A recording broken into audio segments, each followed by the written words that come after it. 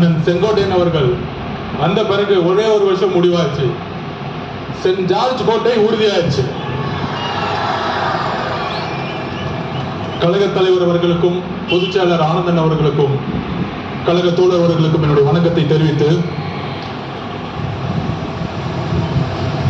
சுதந்திர போராட்ட வீரர் தீரன் சின்னமலை அவர்களுக்கும் மாவீரன் பொல்லான அவர்களுக்கும் கொள்கை தலைவர் சமூக சீர்திருத்தவாதி எங்களுடைய வழிகாட்டி தந்தை பெரியாரின் வழியில் அவர் பாதத்தை தொட்டு நமக்கான ஒரு மிகப்பெரிய பயணத்தை ஈரோடில் இருந்து தலைவர் தொடங்குகிறார். நம்மளுடைய குறிக்கோள் என்ன? நம்மளுடைய லட்சியம் என்ன? வெறும் அதிகாரத்தை மட்டும் அடைவதா? இங்க இருக்கக்கூடிய ஈரோடு மக்கள் எந்த அளவிற்கு ஒவ்வொரு விவசாயிகள், ஒவ்வொரு நெசவாளர்கள், ஒவ்வொரு தொழிலாளர்கள் தன்னுடைய வாழ்க்கையில் மிகப்பெரிய துயரத்தையும் ஒவ்வொரு நாளையும் தன்னுடைய குடும்பத்தை நடத்துறதுக்கே இந்த ஆட்சியுடைய ஊழலாலையும் பாதிக்கப்பட்டு இருக்காங்க. இங்க இருக்கக்கூடிய அமைச்சர்கள் டாஸ்மார்க்கை மட்டுமே நடத்திட்டு இருக்கக்கூடிய ஒரு நிர்வாகத்தை கொடுத்துட்டு இருக்காங்க. இதை மாற்றணும்னா யாரால மாற்ற முடியும்?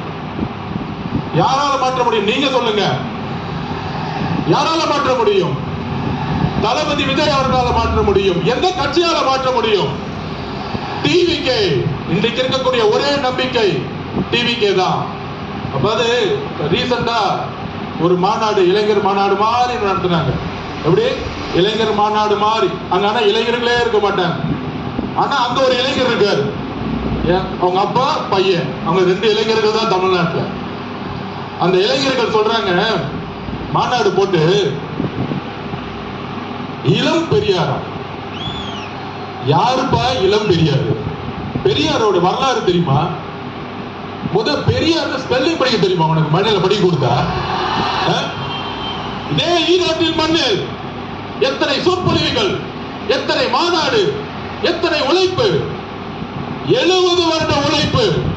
அந்த 70 வருட உழைப்பை சிதைக்கிற மாதிரி இளம் பெரியார்னு சொல்றீங்களே உங்க மகனுக்கு, இதுவா ஆட்சி?